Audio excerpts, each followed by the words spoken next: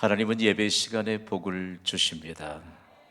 하나님이 복의 주관자이시기 때문입니다.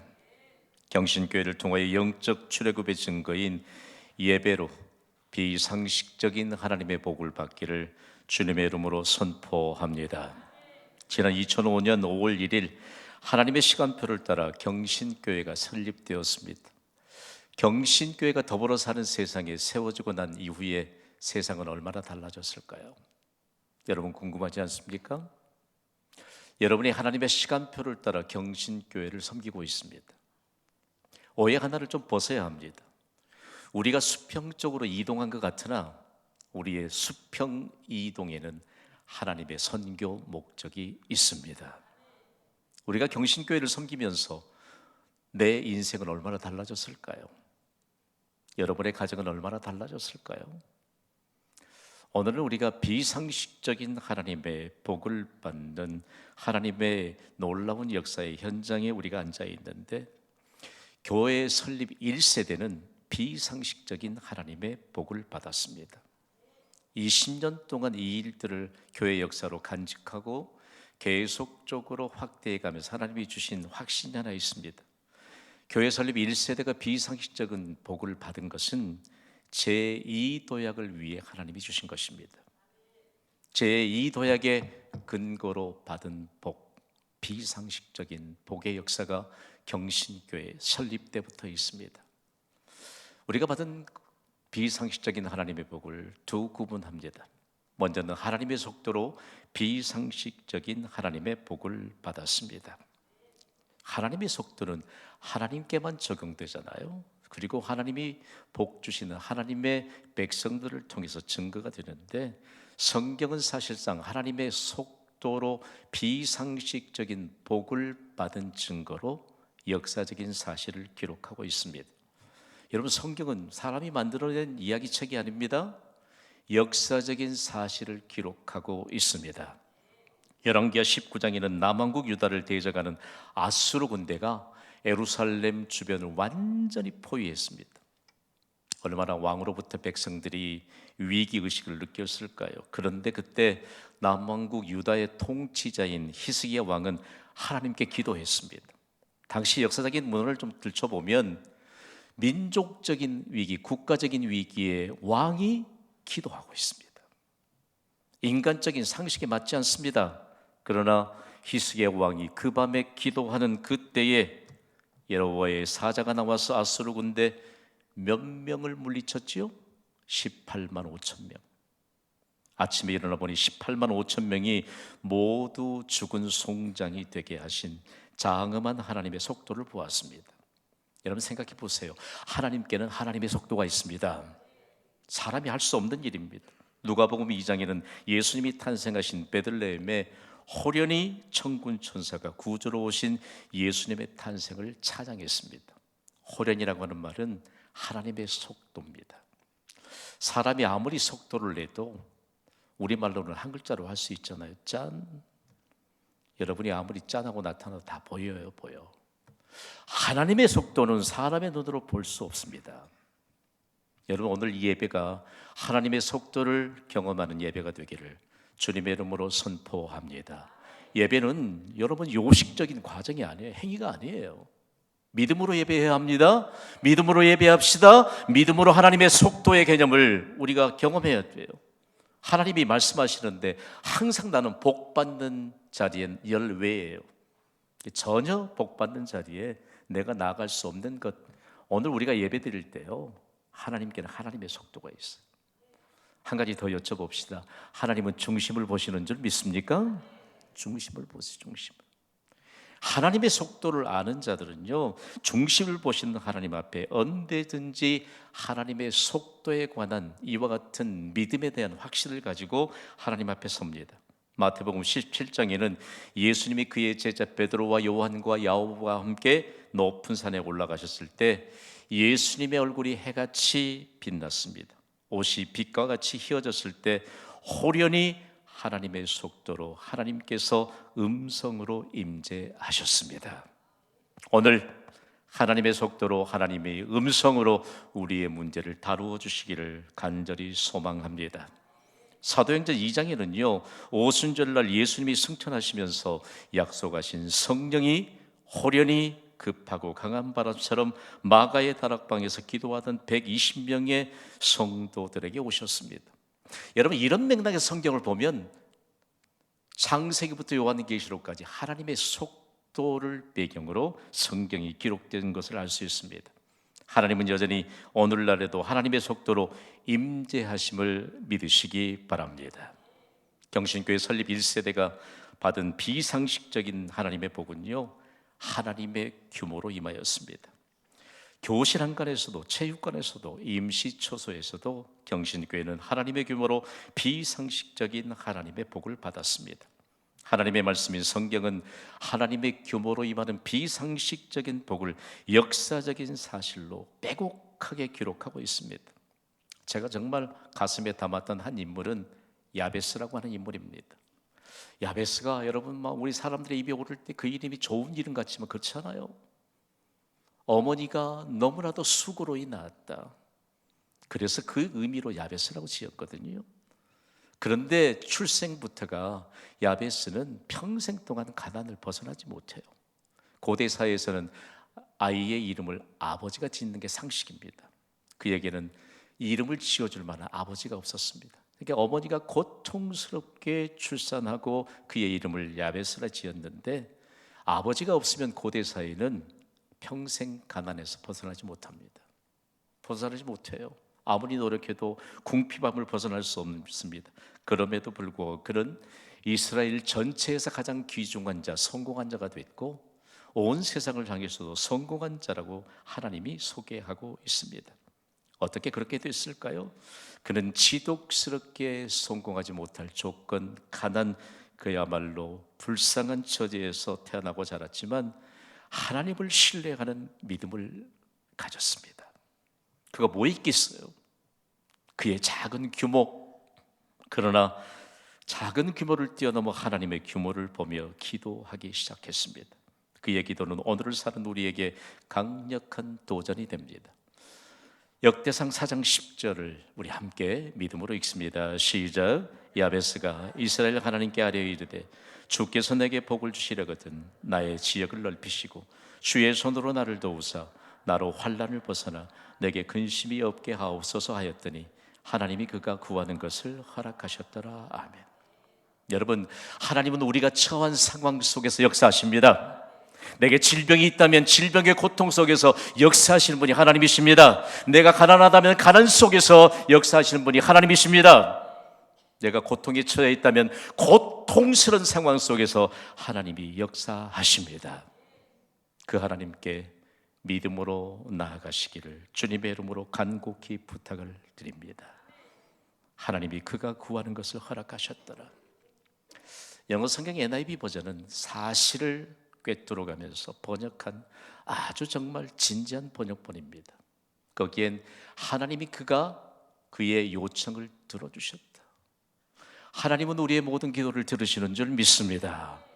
다 들으세요. 들으세요. 오늘 여러분 아무리 강조해도 기도는 지나치지 않아요. 지나치지 않아요. 밤낮을 가리지 않고 기도하는 하나님의 백성들은 나의 작은 규모가 아닌 하나님의 규모대로 복을 주시기 위해 임하십니다. 제2도약의 시대에 받을 비상식적인 하나님의 복을 사모하시기를 바랍니다. 예배는 기대감을 가지고 나온 이런 믿음이 있어야 합니다. 오늘도 하나님께서 역사하실 줄 믿습니다. 내 규모가 아닌 하나님의 규모. 어디서 다른 교회에서 좀 옮겨왔다고 하면 이 일들이 대단히 어려울 수 있습니다. 그러나 경신교회에는 하나님의 규모대로 받은 복이 제2도약의 근거가 있다는 사실입니다. 어쩌면 우리에게 있어서 너무 좁아진 것, 내 규모만 보니까 덧셈 뺄셈만 할 줄 알죠. 하나님이 실제이신 예수님을 이 땅에 보내시고 믿음의 공식을 가르치셨어요. 몇 배죠? 100배, 60배, 30배. 언제까지만 우리가 인간적인 이해선상에서 덧셈과 뺄셈만 하고 계시겠습니까? 하나님이 오늘 우리에게 비상식적인 하나님의 복을 받을 수 있는 마음의 바탕을 다져주시고 계십니다. 이스라엘 백성이 430년 동안 예배 없이 살았잖아요. 그러니까 예배가 없는 세상에서 구출해서 출애굽시켜서 광야에서 예배하는 백성으로 세워가는데, 백성들이 감사하기는커녕 한 달이 넘도록, 한 달 반이 지나도록 광야에서도 기적적인 하나님의 역사를 경험하고 있으면서도 이전에 예배 없는 애굽에서 있었던 삶을 동경하기 시작합니다. 여러분, 하나님 없이 살던 때 그래도 우리가 좀 고기라도 몇 점 먹었다, 그리고 야채도 먹었다, 배도 부르게 먹었다. 430년 동안 그들은 뼈 아프게 정말 노동의 압제, 고통을 당했습니다. 당시 문헌들을 보면요, 이스라엘 백성들이 애굽에서 노예로 있을 때 밤사이에 숨 한 번 돌릴 틈 없이 끙끙 앓아야 했습니다. 그 고동이 너무 고됐기 때문입니다. 그 대가로 얻었던 고기 몇 점, 야채, 이것을 지금 그리워하고 있습니다. 여러분, 그들이 지금 광야에서 모세와 아론을 향해 원망한 것이 하나님을 향해 원망한 것이라고 했는데, 그들이 드러낸 것은 노예의 근성을 드러내고 있습니다. 좀 어감이 좋지 않지만 사실을 증거해야 되잖아요. 여러분, 노예의 근성이 뭘까? 어떻든지 배만 부르면 그만이라는 이기적인 생각입니다. 배만 부르면, 여기에 하나를 더 붙인다면 내 배만 부르면 그만이라는 이기적인 생각입니다. 그러니까 지금 동족이 비참한 애굽의 노예 신분으로 있었어도 그거 인지하지 못합니다. 배만 부르면 그만입니까, 여러분? 하나님께 드리는 예배가 없이도 배만 부르면 그만일까요? 오늘 우리에게 이 노예 근성이라고 하는 것, 고통의 대가로 받았던 눈물의 고기, 눈물의 양식, 눈물의 채소를 그리워하고 있는데, 예배를 잃어버렸을 때 이런 민족적인 치욕을 벌써 잊어버린 것입니다. 사람이 할 수 있는 일 가운데 가장 영광스러운 일이 무엇일까요? 예배입니다. 사람이 할 수 있는 가장 영광스러운 일이 예배입니다. 그래서 예배가 해답입니다. 예배하는 자를 하나님은 결코 외면하지 않습니다. 그런데 이런 상황 속에서 하나님 앞에 원망하고 그리고 노예 근성을 드러내는데 하나님이 비상식적인 처방을 내리십니다. 저는 이 본문을 연구하면서 이해할 수가 없어요. 오늘 보면 출애굽기 16장 4절을 우리 주의 깊게 봤습니다. 시작. 그때 여호와께서 모세에게 이르시되, 보라, 내가 너희를 위하여 하늘에서 양식을 비같이 내리니 백성이 나가서 일용할 것을 날마다 거둘 것이라. 이같이 하여 그들이 내 율법을 준행하나 아니하나 내가 시험하리라. 아멘. 광야는 농사할 수 없습니다. 아무리 뛰어난, 여러분, 농사에 도통한 사람이 간다 할지라도 전혀 농사를 할 수 없습니다. 보시지만 광야 이런 곳이에요. 농사 안 돼요. 그렇다면 광야에서 비상양식을 주시는데, 광야는 더욱이 낮과 밤의 일교차가 너무 심합니다. 낮에는 얼마나 뜨거운지 모릅니다. 견딜 수가 없어요. 밤에는 기온이 급강합니다. 추워서 견딜 수가 없습니다. 더욱이 사나운 들짐승이 공격해 옵니다. 퀴즈. 이런 광야에서 하나님은 낮에 무엇으로 시원한 그늘을 만들어 주셨죠? 이 1부, 2부 예배는 다른 교회 성도님이 너무 많이 오셨더라고요. 모르시더라고요. 뭘로 덮어주셨죠? 구름 기둥으로. 에어컨디셔너가 없어서도 최적의 온도를 맞춰주시고, 밤에는요 불기둥으로 최적의 온도로 따뜻하게 보호해 주시고 들짐승으로부터 공격을 막아주셨습니다. 광야는요 아무리 힘선 장정이라 할지라도 3일간을 채 버티지 못합니다. 이런 것이 광야입니다. 벌써 그 광야에서 한 달 15일을 지냈습니다. 그럼에도 불구하고 원망하고 있는 그들을 향해 광야가 무엇인가? 여러분, 광야는요 오늘 이 시대를 사는 우리에게 하나님의 승리를 선포하는 교회를 상징하고 있습니다. 여러분, 광야, 교회는 하나님의 백성의 훈련 장소입니다. 불순종을 심판하시는 장소입니다. 하나님이 인도하시는 장소입니다. 내 의지가 아닌 하나님의 인도하심을 따르면 항상 좋은 결과가 있습니다. 2026년에는 하나님의 인도하심을 따릅시다. 비상식적인 하나님의 복이 임하여 차원이 다른 인생을 살게 될 줄 믿습니다. 하나님이 비상식적인 복을 약속하시는데 하늘에서 비같이 비상적인 양식을 내리시겠다. 광야는 농사할 수 없는 것입니다. 그런데 하나님은 하늘에서 비상식적인 양식을 내리시는데 이것이 다름 아닌 비상식적인 하나님의 복입니다. 오늘 보면 출애굽기 16장 15절을 보면 비상식적인 양식이 어떤 것인가를 보다 흥미롭게 설명합니다. 읽습니다. 시작. 이스라엘 자손이 보고 그것이 무엇인지 알지 못하여 서로 이르되 이것이 무엇이냐 하니 모세가 그들에게 이르되 이는 여호와께서 너희에게 주어 먹게 하신 양식이라. 아멘. 중요합니다, 여러분. 백성들이 자고 일어나 보았더니 이른 아침에 하늘에서 양식이 되는데 처음 본 겁니다. 다 몰라요. 그러니까 이것이 무엇이냐 도대체. 구약의 원문이 히브리어로는 만후 두 단어입니다. 이것이 무엇이냐는 뜻입니다. 이 만후가 만나로 굳어진 겁니다. 이것이 무엇이냐 도대체 무엇이죠? 그들은 몰랐지만 그들의 지도자인 모세는 알았습니다. 이는 여호와께서 너희에게 주어 먹게 하신 양식이라. 여러분, 우리가 어쩌면 비상상태, 비상시를 빈번하게 만납니다. 그때에도 비상양식을 주실 뿐 아니라 비상식적인 양식으로 우리의 모든 문제를 친히 다루어 주시고 해결하실 분은 하나님이신 줄 믿습니다. 비상 때는 막 사이렌이 울리잖아요. 비상이에요, 비상. 여러분, 외신 한번 접해 보실랍니까? 대한민국 비상이에요. 기도해야 될 줄 믿습니다. 기도해야 될 줄 믿습니다. 기도해야 될 줄 믿습니다. 새벽부터 기도해야 살아요. 우리는 몰라. 너무너무 이 비상 상황에서 무엇을 해야 할지를 모른 채 그대로 지나가고 있어요. 여러분, 왜 우리가 이렇게 영적인 감각이 무뎌졌을까요? 왜 무뎌졌을까요? 힘 주시는 분은 하나님이신 줄 믿습니다. 예수님이 기도의 모범도 가르쳐 주셨고, 여러분, 우리가 너무 무뎌져 있어요. 가끔씩 설교하는 목사로서 얼마나 마음을 쥐어뜯어야 되는지 몰라요. 여러분에게 하나님이 복 주시기를 원하시는 줄 믿습니다. 복 받을 근거는 뭘까요 도대체? 하나님이 우리에게 복 주실 근거는 뭘까요?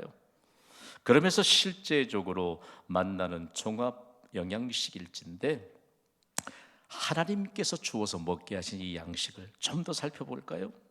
여러분, 어떤 음식을 즐겨 드시는지 모르겠습니다만 아무리 좋은 음식이라고 광고를 해도 어떤 사람에게는 해로울 수 있습니다. 맞지요?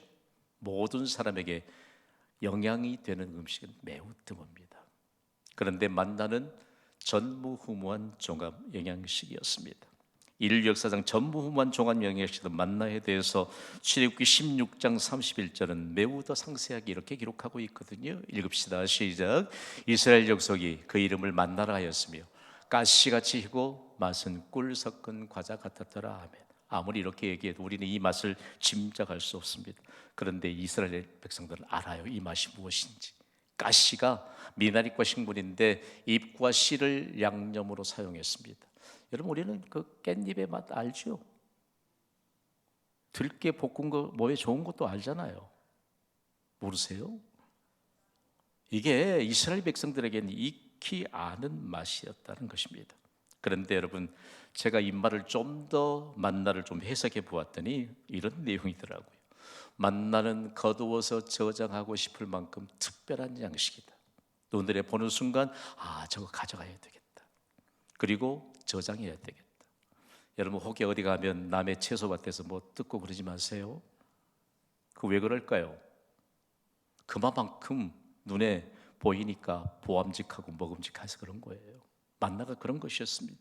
그러면서 하나님은 40년 동안 자기 백성을 훈련하셨던 광야, 이 특별한 양식을, 전무후무한 양식을 40년 동안 먹이셨습니다. 오늘 이 시대의 이 종합영양식이 만나는 하나님의 말씀인 성경입니다. 이 말씀인 성경은 많이 드셔야 돼요. 여러분, 어제도 큐티 하셨습니까? 오늘도 큐티 하셔야죠. 내일도 큐티 하셔야죠. 영적인 양식을 섭취해야만 합니다.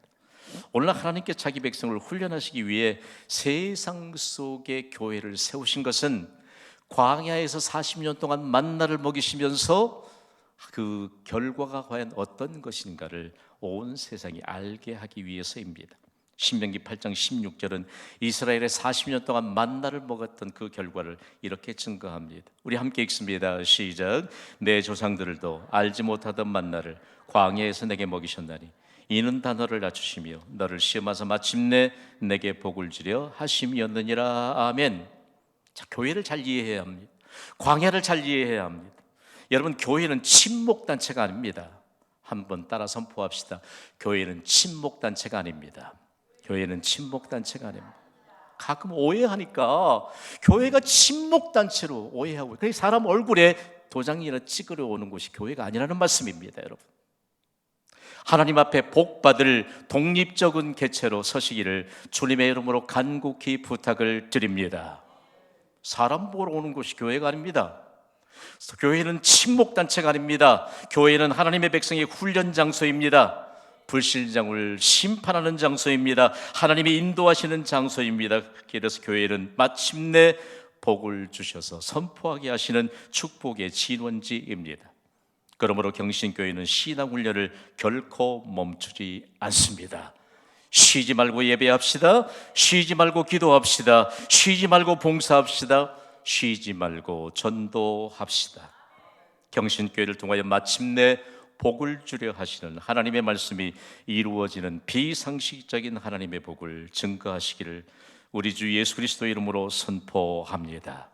우리는 복받을 자들이에요. 하나님의 말씀 없이 어떻게 복을 받습니까, 여러분? 내 생각대로 믿음이 오르락내리락 한다. 믿음의 가치가 문제가 있는 게 아닙니다. 내 믿음 없음에 대한 계려입니다. 하나님은 한결같이 우리에게 복 주십니다. 우리의 인생이 한결같은 인생으로 증거되기 위해선 여러분, 하나님의 말씀을 붙잡아야 합니다. 그런데 하나님이 비상식적인 복 만나를 주시면서 하나님의 명령을 함께 주셨습니다. 먼저는 만나는 공평하게 거두어야 합니다. 이 공평함을 어떻게 설명해야 될까? 이스라엘 백성들이 매일 이른 아침마다 만나를 거두러 가잖아요. 믿음이 없는 사람들, 특히 힘센 사람들이 더 많이 거두어서 남겨놨다가 내일 좀 만나가 안 내리면 먹어볼까? 많이 거두었습니다. 그리고 작게, 연약한 사람들은 작게 거두었습니다. 그들이 거처하는 장막에 준비된 도량형 기구인 오멜에 되어 보니까 모두 다 똑같습니다.